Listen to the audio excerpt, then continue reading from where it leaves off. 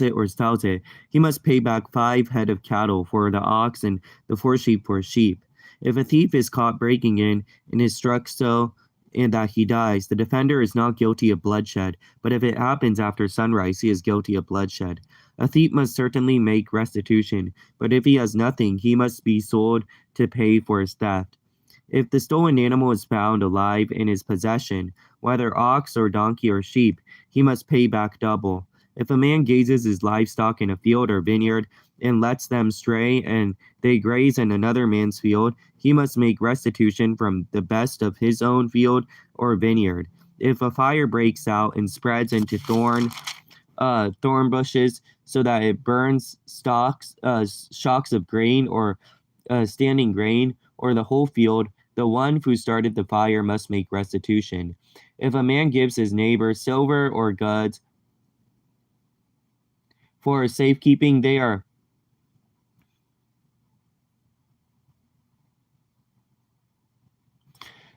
stolen from the neighbor's house. The thief, if he is caught, must pay back double. But if the thief is not found, the owner of the house must appear before judges to determine whether he has laid his hands on another man's property. In all cases of illegal possession of an ox, a donkey, a sheep, a garment, or any other lost property about which someone says, "This is mine," both parties are to bring their cases before the judges. The one whom the judge declares guilty must pay back double to his neighbor. If a man gives a donkey, an ox, a sheep, or any other animal to his neighbor for safekeeping, it dies or is injured or is taken away while no one is looking, the issue between them will be settled by the taking of an oath before the Lord that the neighbor did not lay hands on another person's property. The owner is to accept this and no restitution is required. But if the animal was stolen from the neighbor, he must make restitution to the owner. If it was torn to pieces by a wild animal, he shall bring in the remains as evidence, and he will not be required to pay for the torn animal. If a man borrows an animal from his neighbor, and it is injured or dies while the neighbor is not present, he must make restitution. But if the owner is with the animal, the borrower will not have to pay. If the animal was hired, the money paid for the hire covers the loss. If a man seduces a virgin who is not pledged to be married and sleeps with her, he must pay the bride price, and she shall be his wife. If her father absolutely refuses to give her to him, he must still pay the bride for virgins. Do not allow sorcerers to live. Anyone who has sexual relationships with an animal must be put to death. Whoever sacrifices any other god than the Lord must be destroyed. Do not mistreat an alien or oppress him, for you are aliens in Egypt. Do not take advantage of a widow or an orphan. If you do, and they cry out to me, I'll certainly hear their cry. My anger will be aroused, and I will kill you with the sword. Your wives will become widows, and your children fatherless. If you lend money to one of my people among you who is needy, do not be a money lender. Charge him no interest. If you take your neighbor's cloak as a pledge, return it to him by sunset, because his cloak is the only covering he has for his body. What else will he sleep in? When he cries out to me, I will hear, for I am compassionate. Do not blaspheme God or curse the ruler of your people. Do not hold back your offerings from garneries or your vats. You must give me the firstborn of your sons. Do the same with your cattle and your sheep. Let them stay with their mothers for 7 days, but give them to me on the 8th day. You are to be my holy people. So do not eat the meat of an animal torn by wild beasts and throw it to dogs. 牛とか羊を盗み、これを殺したり、これを売ったりした場合、牛1頭を牛5頭で、羊1頭を羊4頭で償わなければならない。もし盗人が抜け穴を掘って押し入れるところを見つけられ、撃たれて死んだなら、血の罪は撃った者にはならない。もし日が昇っていれば、血の罪は撃った者にある。盗みをした者は必ず償いをしなければならない。もし彼が何も持っていないなら、盗んだ者のために、彼自身がおらなければならない。もし盗んだ者が牛でもオドバでも羊でも生きたままで彼の手の中にあるのが確かに見つかったなら、それを2倍にして償わなければならない。家畜の畑やブドウ畑のものを食べるその時、その家畜の放ち、それが他人の畑のものを食い荒らした場合、その人は自分の畑の最良のものと、ブドウ畑の最良のものと思って償いをしなければならない。火災を起こし、それが茨に燃え移り、そのため、積み上げた穀物の束、あるいは田町、あるいは畑を焼き尽くした場合、出荷されたものは必ず償いをしなければならない。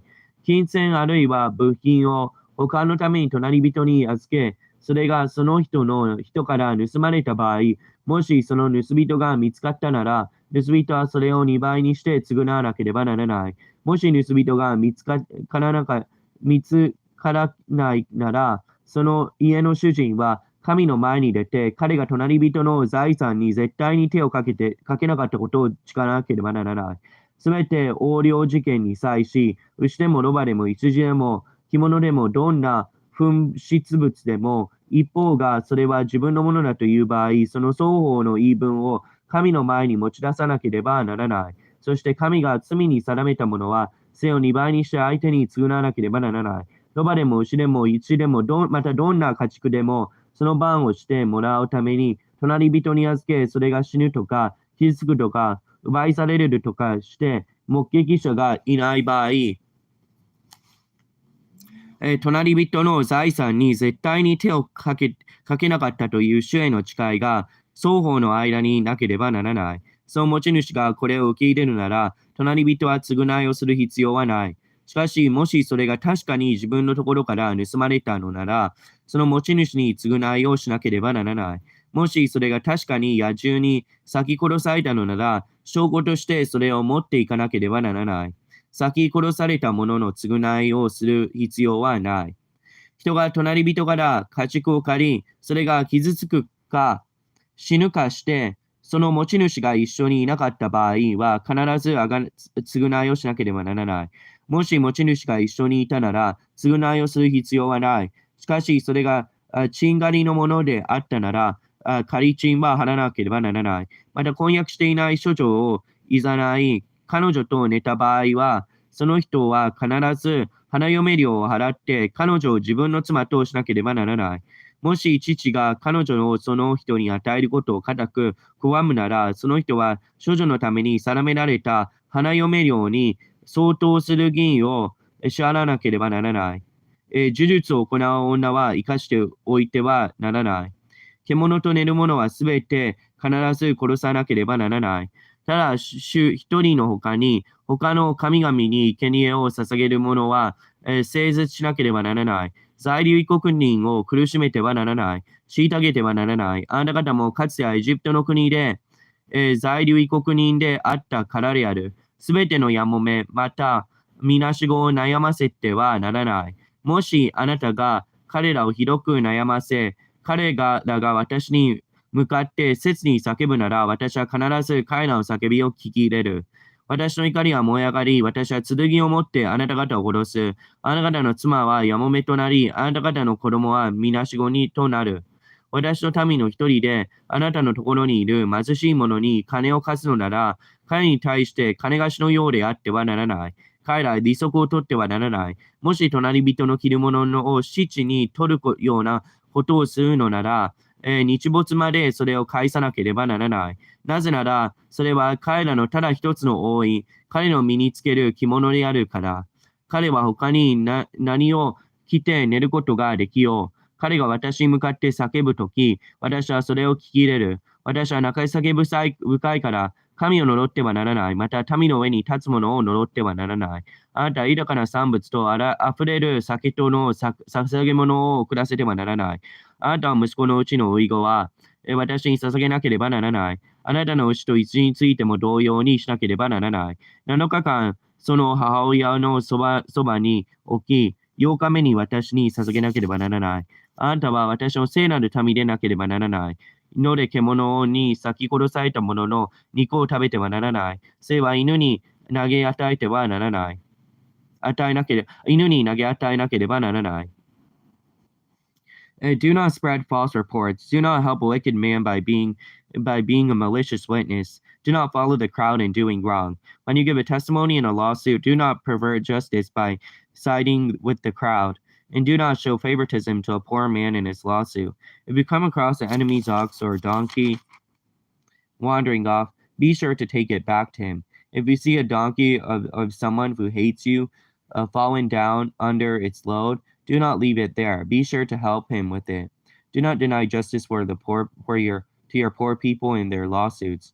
Have nothing to do with false charges, and do not put an innocent or honest person to death, for I will not acquit the guilty.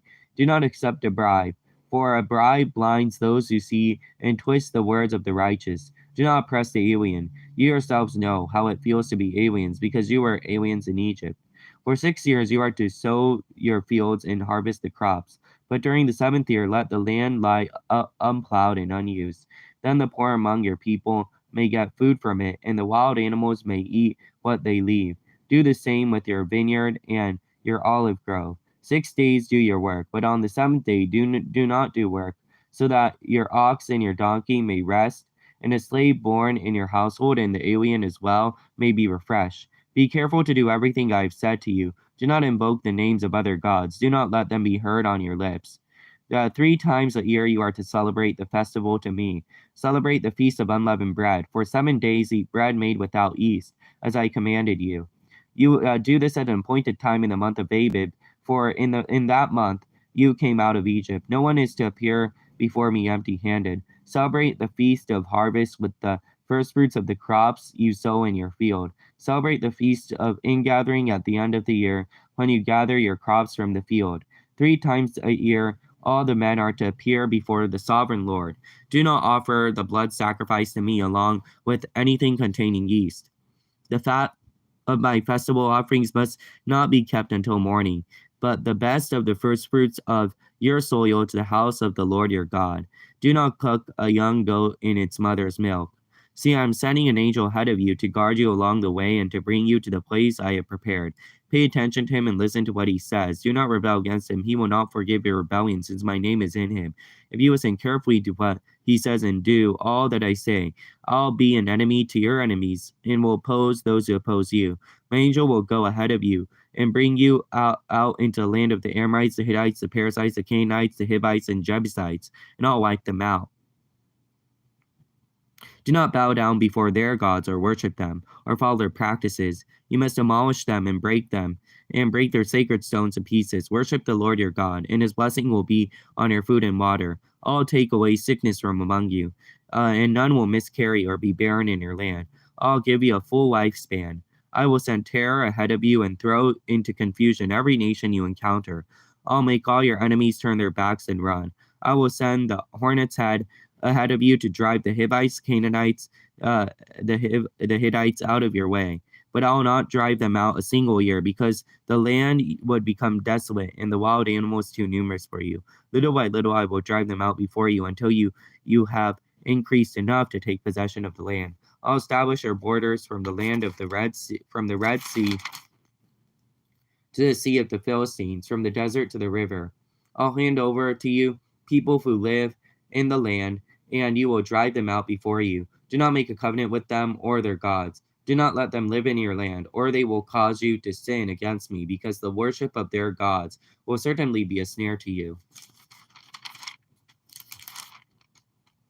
偽りの噂を言いふらしてはならない。悪者と組んで悪意ある証人となってはならない。悪を行う権力者の側に立ってはならない。交渉にあたっては権力者に偏って不当な証言をしてはならない。またその訴訟において貧しい人を特に重んじてもいけない。あなたの敵の人がロバで迷っているのに、出会った場合、必ずそれを彼のところに返さなければならない。あなたを憎んでいる者のロバが荷物の下敷きになっているのを見た場合、それを起こしてやりたくなくても必ず彼と一緒に起こしてやらなければならない。あなたの貧しい兄弟が訴えられた場合、裁判を曲げてはならない。偽りの告訴から遠ざかなければならない。罪ない者は、正しい者を殺してはならない。私は悪者を正しいと宣告することはしないからである。賄賂を取ってはならない。賄賂は聡明な人を盲目にし、正しい人の言い分を歪めるからである。あなたは在留異国人を虐げてはならない。あなた方はかつてエジプトの国で在留異国人であったので、在留異国人の心をあなた方自身がよく知っているからである。6年間は地に種をまき収穫しなければならない。7年目にその土地をそのままにしておき、休ませなければならない。民の貧しい人々に食べさせ、その残りを野の獣に食べさせなければならない。ぶどう畑もオリーブ畑も同様にしなければならない。6日間は自分の仕事をし、7日目は休まなければならない。あなたの牛やロバが休み、あなたの女奴隷の子や在留異国人に息をつかせるためである。私があなた方に言ったすべてのことに心を止めなければならない。他の神々を口にしてはならない。これがあなたの口から聞こえてはならない。年に3度私のために祭りを行わなければならない。種を入れないパンの祭りを守らなければならない。私が命じた通り、アビブの月の定められた時に、7日間、種を入れないパンを食べなければならない。それはその次にあなたがエジプトから出たからである。誰も何を持たずに私の前に出なければならない。また、あなたが畑に種をまいて得た勤労の発音の借り入れの祭りと、年の終わりにはあなたの勤労の実を畑から取り入れる収穫祭を行わなければならない。年に3度、男子は皆あなたの主の前に出なければならない。私の生贄の血を種を入れたパンに据えて捧げなければならない。また私の祭りの脂肪を朝まで残しておいてはならない。あなたの土地の厚尾の最上のものをあなたの神、主の家に持ってこなければならない。子ヤギをその母親の父で似てはならない。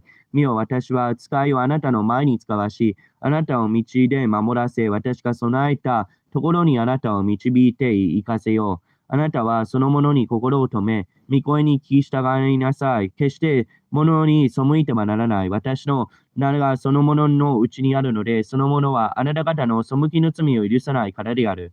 しかし、もし御声に確かに聞き従い、私が告げることをことごとく行うなら、私はあなたの敵には敵となり、あなたの仇には仇となろう。私の使いがあなたの前に行き、あなたをエモリ人、ヘテ人、ペリジ人、カナン人、ヒビ人、エズス人のところに導くとき、あなたは彼らを消し去ろう。あなたは彼らの神々を拝んではならない、仕えてはならない、また彼らの風習に倣ってはならない。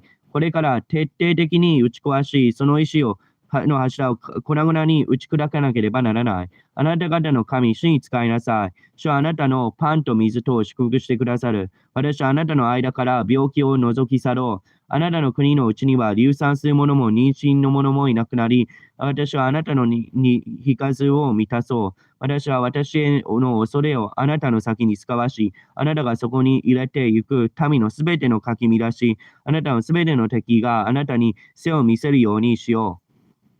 私はまた、熊鉢をあなたの先に使わそう。これがヒビ人、カナン人、ヘテ人、あなたの前から追い払おう。しかし私は彼らを一年のうちにあなたの前から追い払うのではない。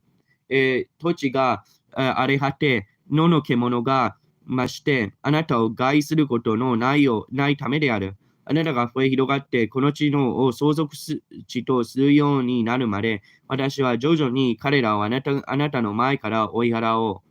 私はあなたの領土、足の海から、ペリシテ人の海に至るまで、またアラノからユーフライテス川に至るまでそうする。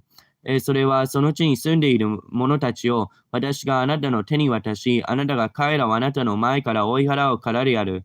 あなたは彼らや彼らの神々と契約を結んではならない。彼らはあなたの国に住んではならない。彼らがあなたに私に対する罪を犯させることのないためである。それがあなたにとって罠となるので、あなたが彼らの神々に仕えるかもしれないからである。Then he said to Moses, Come up to the Lord, you and Aaron, and Nadab and Abihu, and 70 elders of Israel. You are to worship at a distance, but Moses alone is to approach the Lord. The others must not come near, and the people may not come up with him. When Moses went and told the people all the Lord's words and laws, they responded with one voice, Everything the Lord had said, we will do. Moses then wrote down everything the Lord had said. He got up early the next morning and built an altar in front of the mountain and set up 12 stone pillars representing 12 tribes of Israel. Then he sent a young Israelite men, and they offered burnt offerings and sacrificed young bulls as a fellowship offering to the Lord. Moses took half of the blood and put it in the bowls, and the other half he sprinkled on the altar. Then he took the book of the covenant and read it to the people. They responded, "But we will do everything the Lord has said. We will obey." Moses then took bread, sprinkled it on the people, and said, "This is the blood of the covenant that the Lord has made with you in accordance with all these words." Moses and Aaron, Nadab and Abihu, the 70 elders of Israel, went up and saw the God of Israel. Under his feet was something like pavement made with sapphire, clear as the sky itself. But God did not raise his hand against these leaders of the Israelites. They saw God, and they ate and drank. The Lord said to Moses, come up to me on the mountain and stay here, and I will give you the tablets of stone with the law and commands I have written for their instruction. Then Moses went out with Joshua as aide, and Moses went up to the mountain of God. He said to the elders, wait here for us until we come back to you. Aaron and are with you, and anyone involved in a dispute can go to them. Moses went up to the mountain, and the cloud covered it. The glory of the Lord settled on Mount Sinai. 6 days the cloud covered the mountains. In the seventh day, the Lord called Moses from within the cloud. The Israelites, the glory of God looked like a consuming fire on top of the mountain. Then Moses entered the cloud as he went up on the mountain. And he stayed on the mountain 40 days and 40 nights. シャア、モーセに仰せられたあなたはアロン、ナダブ、アヒブ、それにイスラエルの長老70人は主のところに登り、遠く離れて節をがめ、モーセ一人主のもとに近づけ、他の者は近づいてはならない。民もモーセと一緒に登ってはならない。そこへモーセは来て、主の言葉と定めのことごとく民に告げた。すると民は皆声を一つにして答えていった。主の仰せられたことは皆行います。それでモーセは主の言葉をことごとく書き記した。そしてモーセは翌朝早く山のふもとに祭壇を築き、またイスラエルの10人部族に従って12の石の柱を立てた。それから彼はイスラエル人の若者たちを使わしたので、彼らは全焼の生贄を捧げ、また和解の生贄として大塩を主に捧げた。モーセはその地の半分を取って鉢に入れ、残りの半分を祭壇に注ぎかけた。そして契約の書を取り、民に読んで聞かせた。すると彼らは言った。主を仰せられた言葉は皆行い、聞き従います。そこでモーセはその地を取って民に注ぎかけ、そして言った。見よ、これらすべての言葉に関して、主があなた方と結ばれる契約の地である。それからモーセとアロンとナダブとアビブ、それにイスラエルの長老70人は登っていった。そうして彼らはイスラエルの神を仰ぎ見た。見足の下はサファイアの敷いたようなものであり、透き通っていて青空のようであった。神はイスラエルの指導者たちに手を下さらなかったので、彼らは神を見、しかも飲み食いをした。主はモーセに仰せられた。山へ行き、私のところに登り、そこにおれ。彼らを教えるために私が書き記した教えと命令との石の板をあなたに授けよう。そこでモーセとその従者ヨシュは立ち上がり、モーセは神の山に登った。彼は長老たちに言った。私たちがあなた方のところに帰ってくるまでここにいなさい。ここにアロンとプルトがあなた方と一緒にいます。訴え事のある者は誰でも彼らに告げるようにしなさい。モーセは山に登ると雲が山を覆った。主の栄光がシナイ山の上にとどまり、雲は6日間山を覆っていた。7日目に主は雲の中からモーセを呼ばれた。主の栄光はイスラエル人の目には山の頂で燃え上がる火のように見えた。モーセは雲の中に入っていき山に登った。そしてモーセは40日40夜山にいた。